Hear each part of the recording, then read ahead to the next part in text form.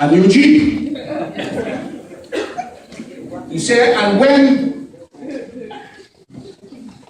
I became Prime Minister, to show the difference between the two parties, two governments, he buy a new Jeep.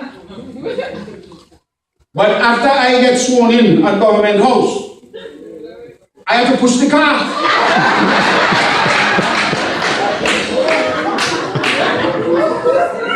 You want a country with a Prime Minister pushing a car?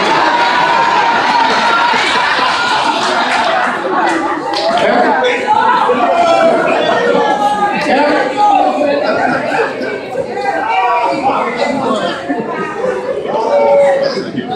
Not even the poorest Vincentian in New York will be found in Brooklyn pushing a car. And he tell it, this is a point in his favor, you know. I push a car, I push the Prime Minister car. The first time I was driven in that car, the one he talked about being pushed, I was coming to from the Governor General. And as I came down by Cyrus there, me hear ting-tingling, ting-ling.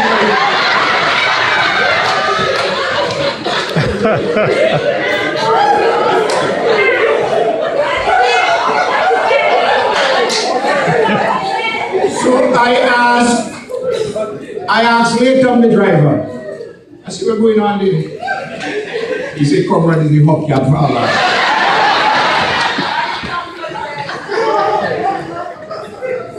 The fellas went,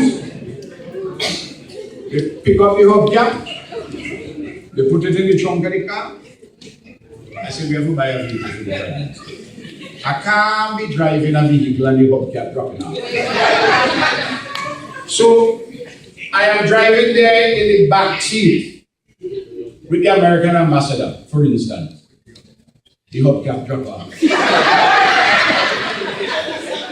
have to come out and run and say you're expensive. Help me find it in Ghana.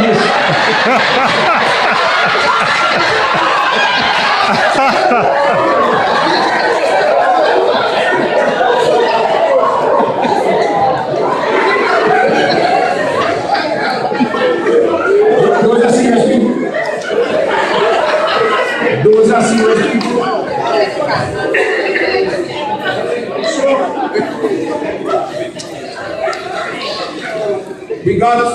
We got a good deal on a vehicle and we bought it.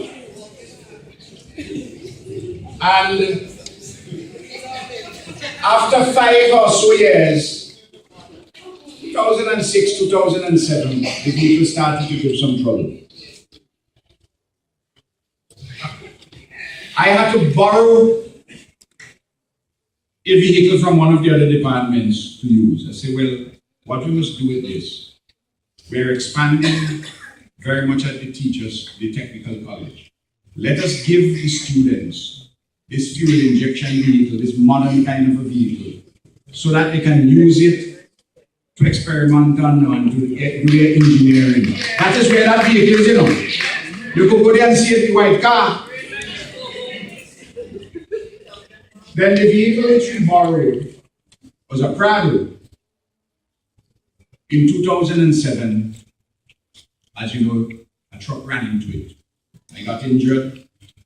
Thank God Eloise didn't come today with me, otherwise she wouldn't have been here. So I praise God that she had the foresight, the feeling not to come with me that day. But she was to come.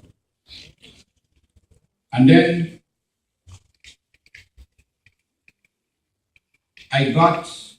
we bought a vehicle, which was the second vehicle, a Volvo, 2007. And from last year, the Volvo started to give some trouble into this year. And we had to borrow a vehicle from the Ministry of Foreign Affairs for me to use for 3-4 months. And this is the third vehicle, which is a Toyota vehicle, which is a SUV, which is going to be with whoever is Prime Minister until 2021. Now, if I replace a vehicle when you have to push, when you hop, gap, and drop off, you will blame me for that? No, sir. And when that vehicle, after 6-7 years, had some problems, we put it for use with the technical college. Then we bought this second one, the Volvo. And then, of course, it's 7 years gone by since that was purchased. And you buy another one. So I want to ask the question.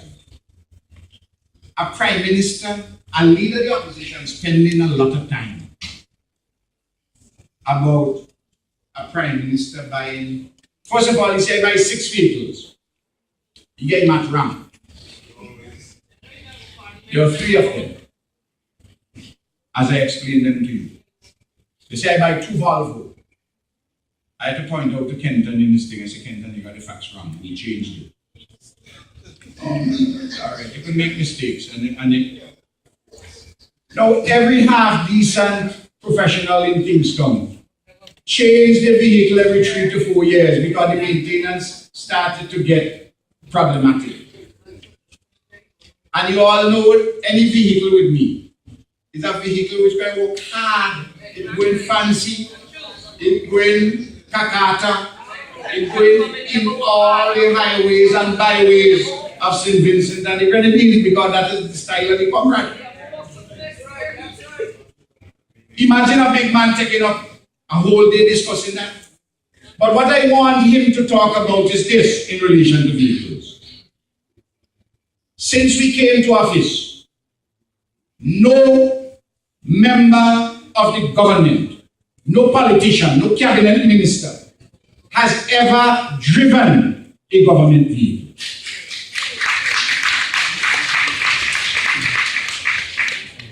In the old days, before my time, they had vehicle driving of all and above. Man would have it over weekend.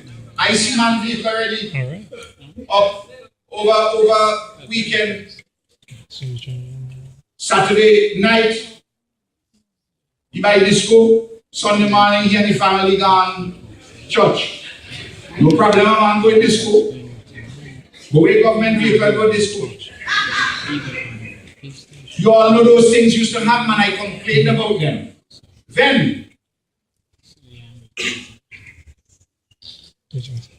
in 1996, 97, I bought a Mitsubishi SUV, number 354, you all know.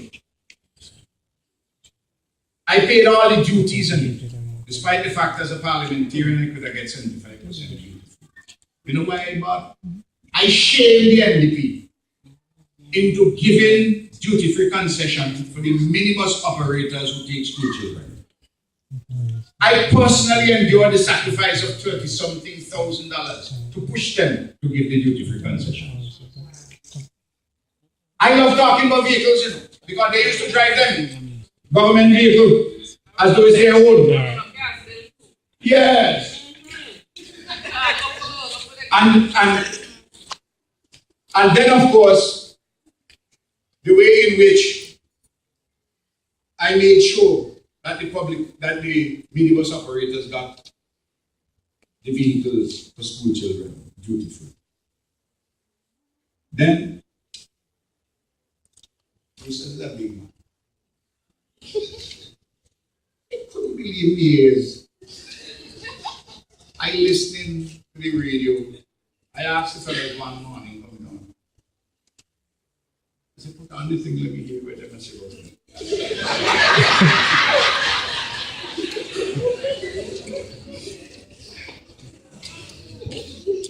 I hear you, Eustace. I'm telling you, one of the big problems why you have so much waste in this country and why the fiscal situation ain't right is there's no crackdown on the public servants when they're having meetings. It's lasting 2 hours, having snacks. I said, wait. This man losing here? This is a man who wants to be Prime Minister. Talking about some snacks. I mean, the permanent secretary will control that vote. If they're having a seminar or having for about 4 hours or whatever it is, you have some little snacks, you have some coffee, some juice while the meeting is. It's a standard thing in any modern. You see, I'll put all that up. So in the case of Eustace now, you can expect no snacks, you'll drink water. It's obligatory that you have a vehicle with the hubcap fall off, or you must put it.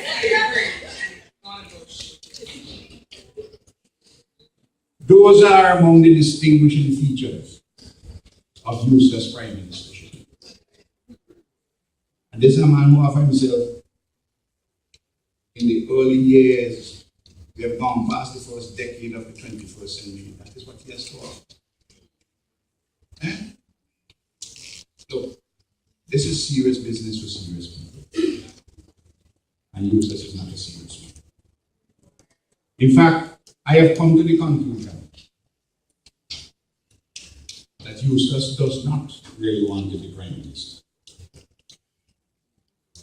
He got the easiest job in the world. Every Monday morning, you get up, you go on radio, you talk where you want to talk, and you go home until next week Monday.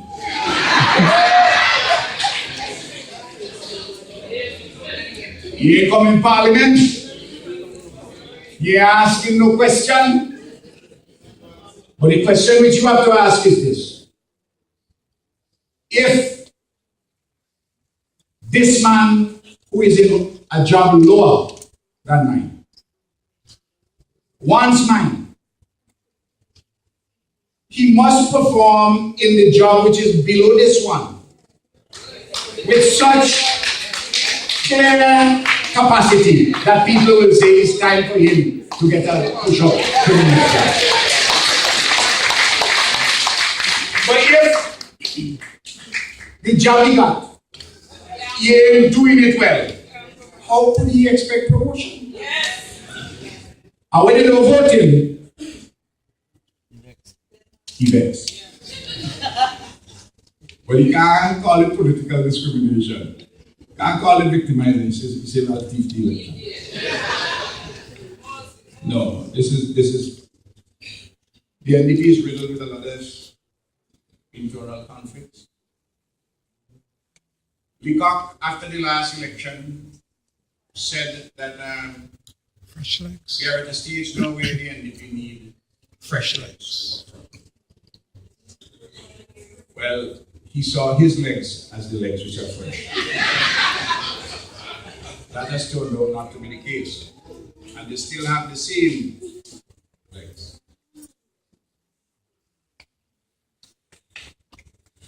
Look,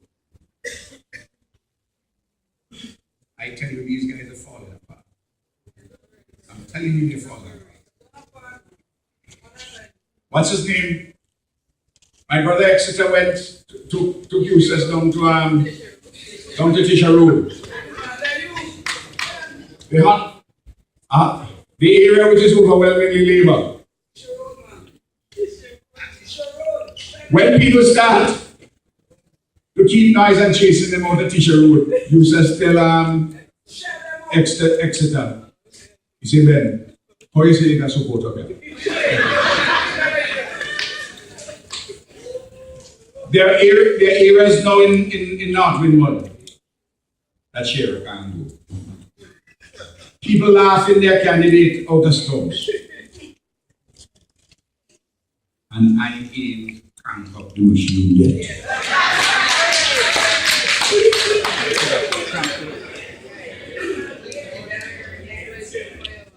This weekend coming, Saboto and Camilo are going to their respective constituencies.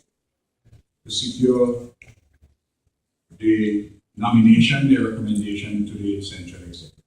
I wish both of those young men well.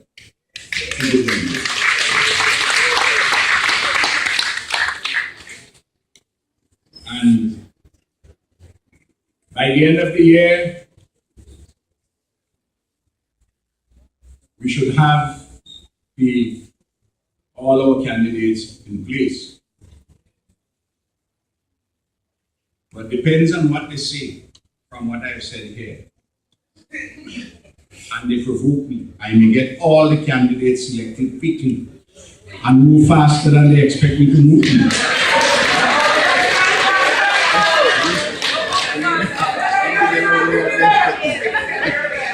Because I am ready to ring the bell.